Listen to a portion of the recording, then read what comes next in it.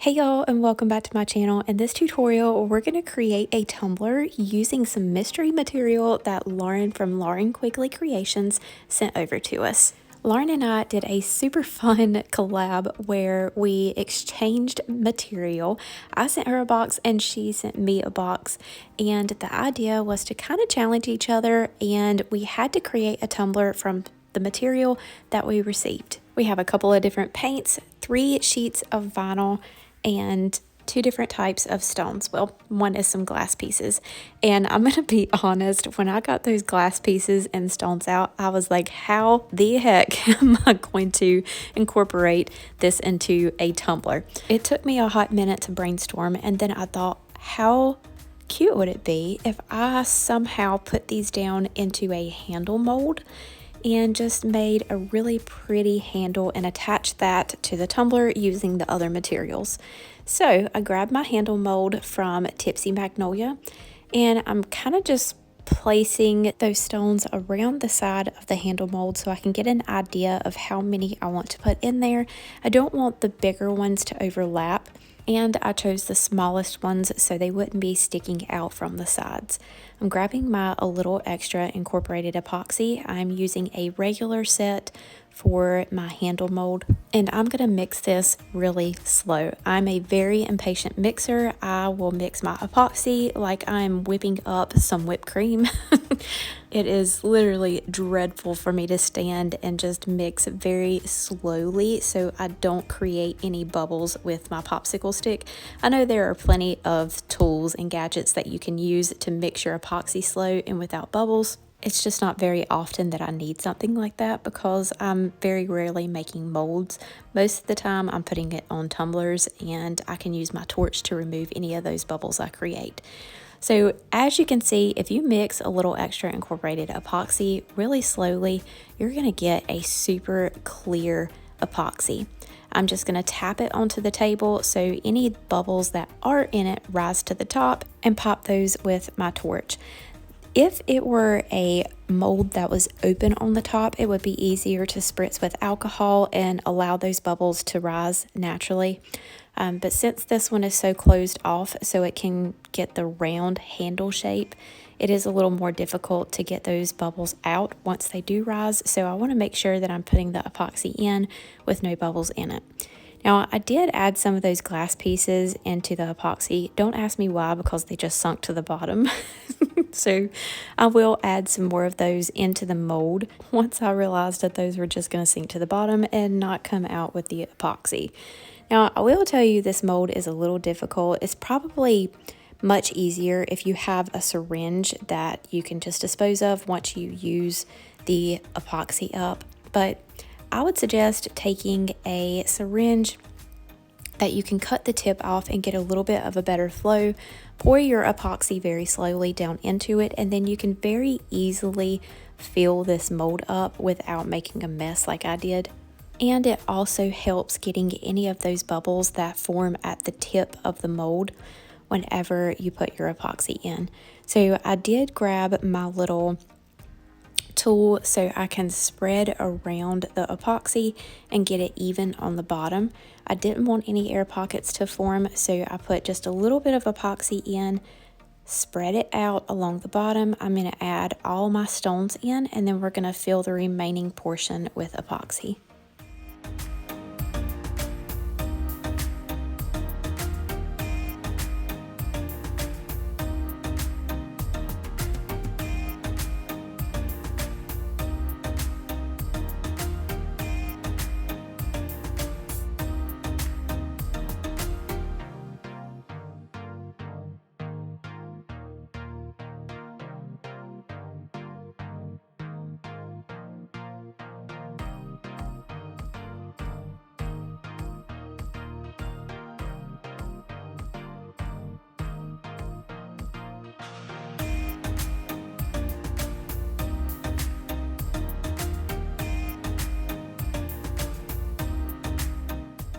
You just want to fill these up until they are overflowing, and then you can wipe some of that excess off from the top of it, allow that to completely dry, and then you can pop your handle out and it's ready to go.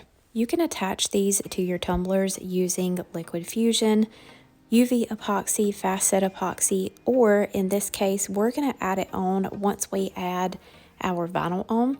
You want at least 2 to 3 coats of epoxy on top of your handle so you do get a nice strong attachment on there, but I did want to go ahead and add my vinyl on the tumbler before we put on the handle just so it'd be easier. As you can see, we have spray painted this tumbler using the My Color Shot Treasure Chest spray paint, and holy moly, y'all, that spray paint was so beautiful. It honestly didn't even need any additional sparkle added on, but I did throw in some Treasure Chest mica from PDB Creative Studio into my epoxy because it was the perfect match to that spray paint and I couldn't resist. So we have a super sparkly tumbler without adding any glitter to it. I love it. So after I did that, I did put a second coat of epoxy on here just so we have a little bit of a thicker base in case I have to remove any of my vinyl. I'm going to trim this vinyl up and we're going to place it on the tumbler.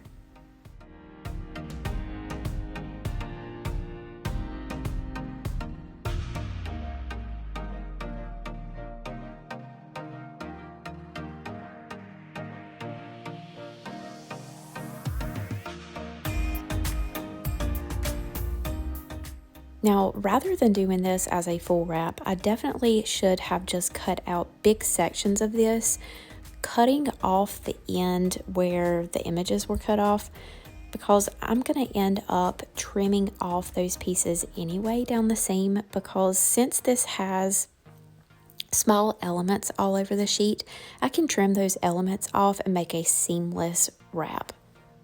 It probably also would have been less time consuming to do it that way, but here we're just applying it using the hinge method. I'm going to trim off this excess, trying not to damage those full images that are on the backing steel so that I can use them to fill in the seam after I trim off those pieces that are cut off.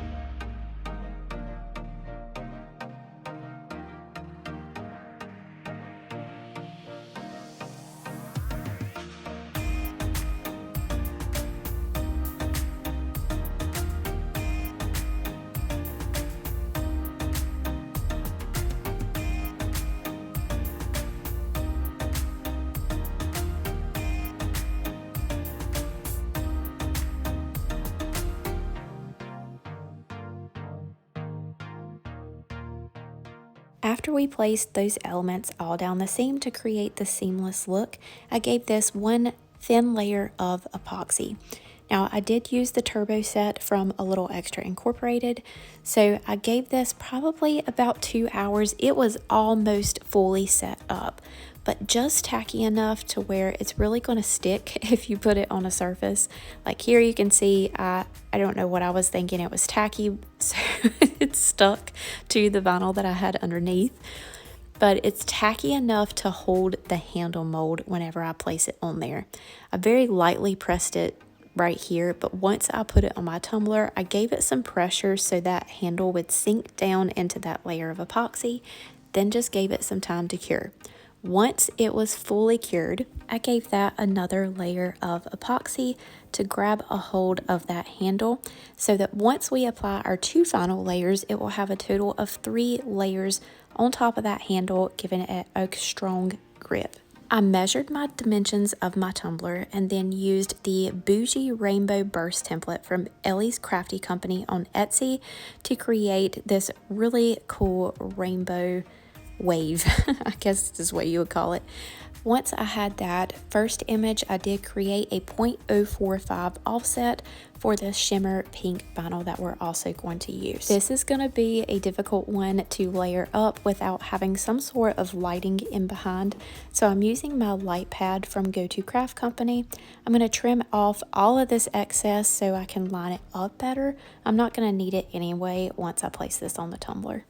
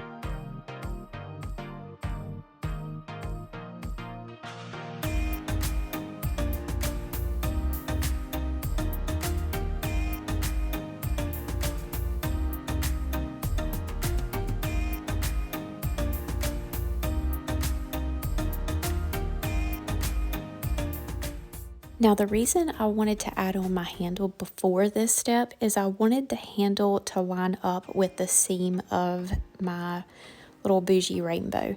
So I'm going to place the seam right beneath that handle so everything lines up really nice. And I thought I had it perfectly lined up, but once I got around to the other side, I literally wanted to cry because it did not line up perfectly and I didn't have any more of this vinyl. So I let it sit for just a while. I was super frustrated because I wanted this to come out perfect, and I tried to lift up a portion of that vinyl so I can just hand line it up. And the glitter vinyl that we had underneath had a death grip on my tumbler and would not lift up, or it would lift up, but it left tons of residue behind.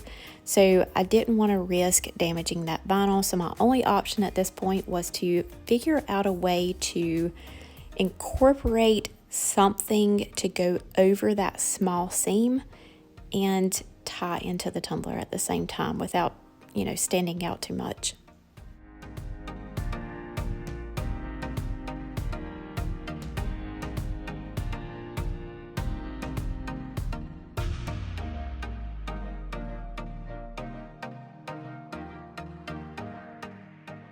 So I go into deep disappointment here in a second and it cuts off. So I did sit this to the side for a bit and then I gave it a coat of epoxy because I knew I needed a smooth layer to add on any sort of decal or whatever I planned on putting over that seam to make it look nice. This tumbler definitely has like a geometric or retro feel to it. So I thought maybe I can create a series of dots and place them directly over where each of those lines should meet up, so it blends it a little better, and then just taper it off going to the handle, hoping that this would, look nice. So I went back into Design Space and I did create little circles. I still had the template in there for our bougie rainbow. So I placed each circle over each of those lines, and then once I got past the lines, I tapered the size off until it would reach kind of where my handle would be.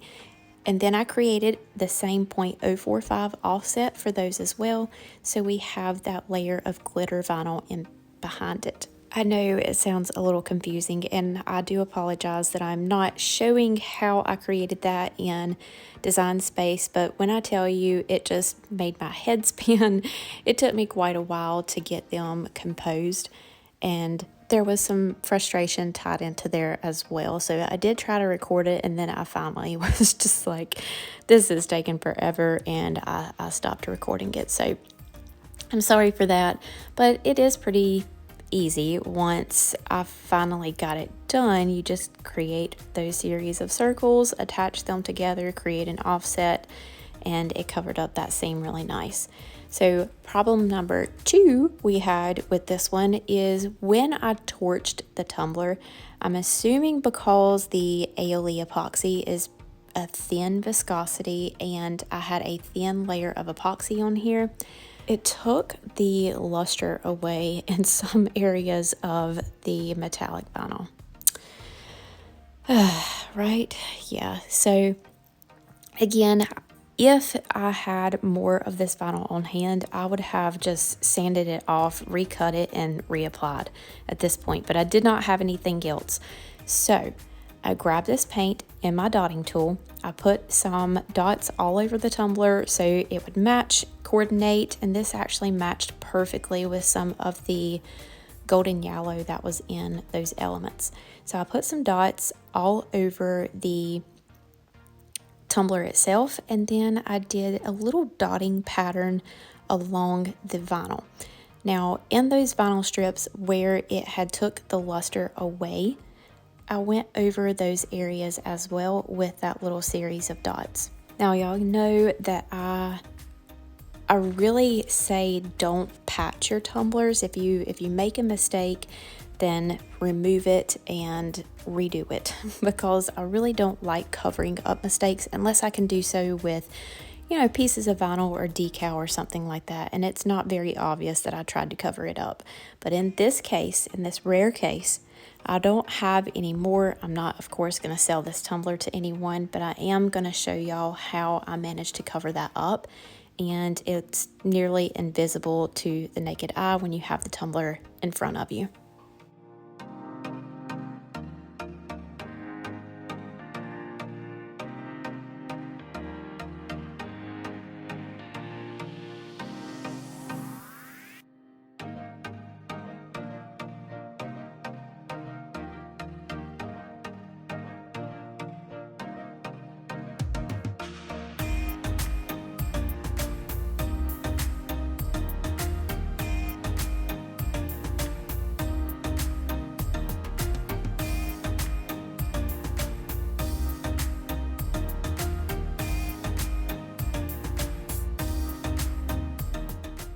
Once I finished putting all of our dots on there, then I allowed this to dry for several hours.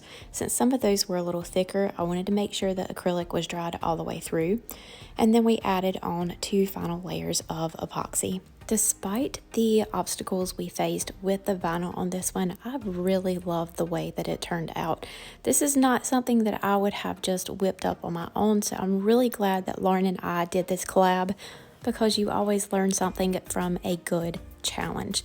Now, if you want to see what I sent Lauren and what tumbler that she created, head on over to Lauren Quickly Creations on YouTube. I'll have that link, as well as all of the other socials for Lauren, linked down below. She is super talented and definitely an artist that you want to follow if you don't already. Some of the materials, maybe not all, since this was sent to me by Lauren, will be listed down below in the description with some discount codes for you. That is all for today. Thank you all so much, and we'll see you next time.